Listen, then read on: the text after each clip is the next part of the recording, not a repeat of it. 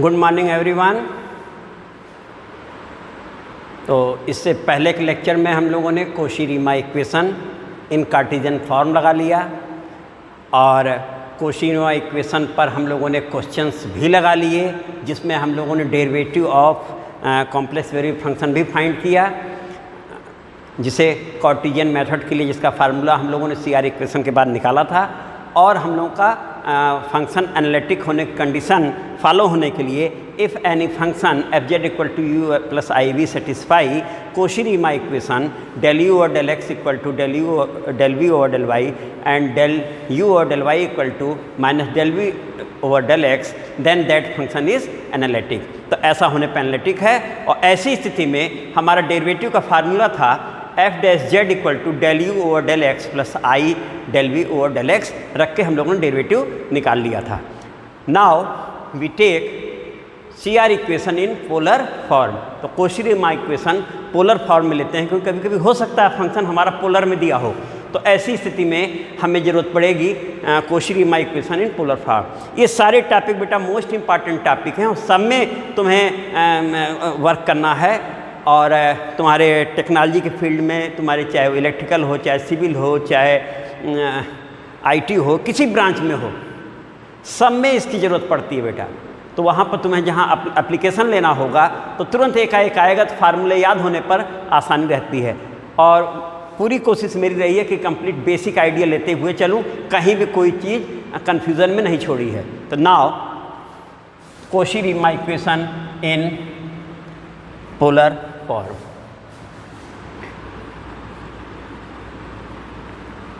कोशी-रीमान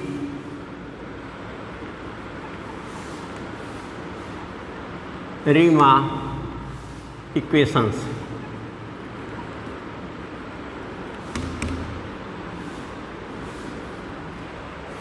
इन polar form. ये है बेटा इन पोलर फॉर्म। तो अब हम लोग ये लेने जा रहे हैं, जिसे हम CR equation in polar form भी कह सकते हैं। तो लिखा जाए इसके बारे में बेटा, if W equal to fz equal to u plus I v, then CR equations are CR equations in polar form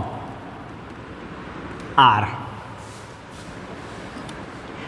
del u over del theta equal to 1 upon r del v over, सबसे पहले del u over del u over del r equal to 1 upon r del v over del theta बेटा। तो पहली condition क्या है, ये है कि u जो कि रियल पार्ट फंक्शन का है, उसका derivative partial derivative with respect to r equal to 1 upon r del v over del theta. और सेकंड हमारा बेटा है del u over del theta, theta के रिस्पेक्ट में करें तो minus r del v over del r। इसी को कुछ लोग ये भी याद करते हैं कि del u over del r equal to 1 upon r del u v over del theta and del v over del r equal to minus 1 upon r del u over del theta. थोड़ा आसान पड़ता है, वो भी लोग याद करते हैं। तो ये हमारा Cauchy Riemann equation, that means CR equation in polar form है। अब इसे हम निकाल के दिखाते हैं, सर्टिफाई करके दिखाया जाए कि ये इतना है कि नहीं है। तो नाउ प्रूफ। तो अब इसके प्रूफ पे आ रहा है बेटा।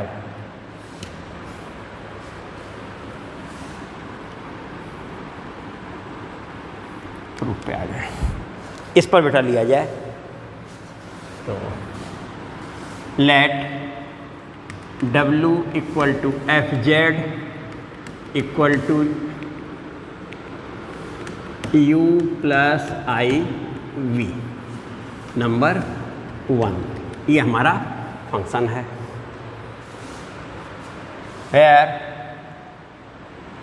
या सीधे लिख देते हैं z equal to x plus I y. Z हमारा क्या है? एक्स प्लस आई वाई है। इसी को हम कह सकते हैं r cos theta plus I r sine theta भी कह सकते हैं। यहाँ हमारा आर कितना है? मॉडुलस जेड है जो कि under root x square plus y square है। थीटा हमारा कितना है? Argument z tan inverse y by x है। ये भी क्लियर है, पोलर फॉर्म में हो गया। इसी को हम लोग कह सकते थे आर ई पावर आई थीटा। दस u plus I v equal to f z equal to f r e power I theta. बेटा हमारा बन गया ये आई थीटा। तो फंक्शन हमारा ये बन के आ गया नंबर 2 कह देते हैं। चलो, तो जिसे हम एफ जेड कह रहे थे वो हमारा अब एफ जेड कितना है? F z equal to r e power I theta since z equal to this quote कर दिया। और आर क्या है? थीटा क्या कोट कर दिया। अब यहाँ से आए differentiating to partially with respect to r. पहले आर के रिस्पेक्ट में किया बेटा, तो अब यह हम जो आर के रिस्पेक्ट में करेंगे तो ये del u over del r plus I del v over del r equal to ये हमारा इतना है। तो f dash r e power आई थीटा हो गया। एफ का एफ डैश हो गया जो है उतना। अब इसका डेरिवेटिव, यहाँ पर आर हमारा वेरिएबल है तो आर का तो 1 हो जाएगा और ई पावर आई थीटा कांस्टेंट ट्रीट होगा।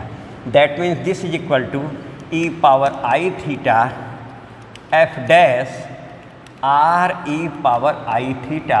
नंबर बोल देते हैं बेटा थर्ड। यहाँ तक हो गया। डिफ्रेंशिएटिंग टू पार्शियली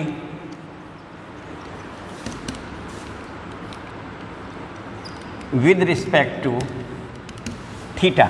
आपकी हमने थीटा के रिस्पेक्ट में किया बेटा, तो जैसे ही थीटा के रिस्पेक्ट में किया तो ये देखो बेटा बन गया del u over del theta plus I del v over del theta. This is equal to f dash r e power I theta. R आपकी कांस्टेंट है तो आर आर रह गया। ई पावर आई थीटा का e power I theta and i theta का derivative theta का 1 होकर के हमारा आ गया आई। तो f dash are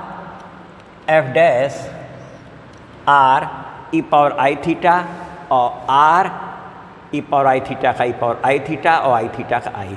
this is equal to i बाहर कर दिए और आर भी बाहर लिख देते हैं बेटा हम लोग, आर भी बाहर कर दिए और ये बन गया ई पावर आई theta f dash r e power आई थीटा।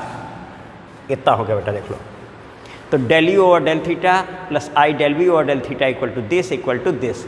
और अब हम लोग इस प्लेस पे आ जाते हैं बेटा।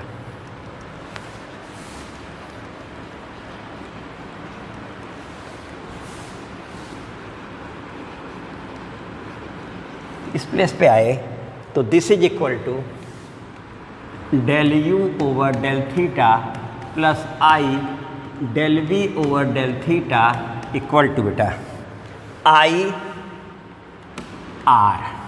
आर एस सच और ई पावर आई थीटा एफ डैश।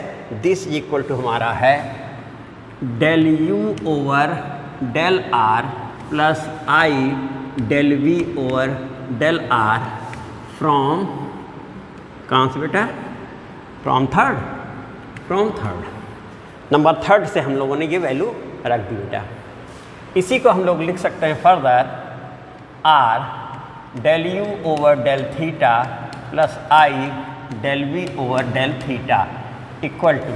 अब देखो यहाँ से बेटा आई आर ये आई वाला हिस्सा हो जाएगा और plus I square that means -1। तो पहले इसी को लिख देते हैं -r del v over del r, real part पहले लिख दिया हम लोगों ने, i square r del v over del r i minus 1 और plus i r del u over del r। तो ये रियल पार्ट ये लिख दिया और ये इमेजिनरी पार्ट लिख दिया और इसे हम लोगों ने कह दिया नंबर 4 और ये वैल्यू कहाँ से रखी थी, नंबर 3 से। अब इसमें हम लोग equating real and imaginary parts, equating real and imaginary parts on both sides of 4।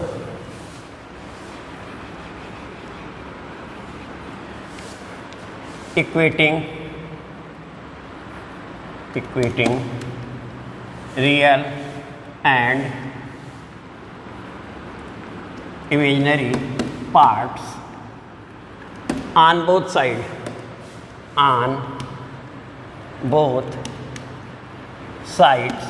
of 4 we get।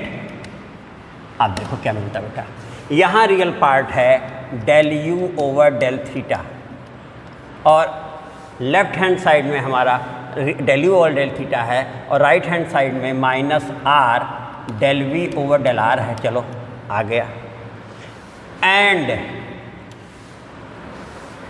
del v over del theta equal to del u, एक minute, r del u over del r। अब यहीं से हम लोग फिर से लिख देते हैं r का केस एक बार फिर से, तो पहले उसको लिख देते हैं फिर, तो दिस इम्प्लाई दैट, या r वहाँ से आ गए del u over del r और ये 1/r आ जाएगा। देखो 1/r del v over del theta, तो del u over del r equal to ये आ गया, तो ये हमारा आ गया। और एंड इसको फिर से लिख देते हैं del u over del theta equal to minus r del v over del r।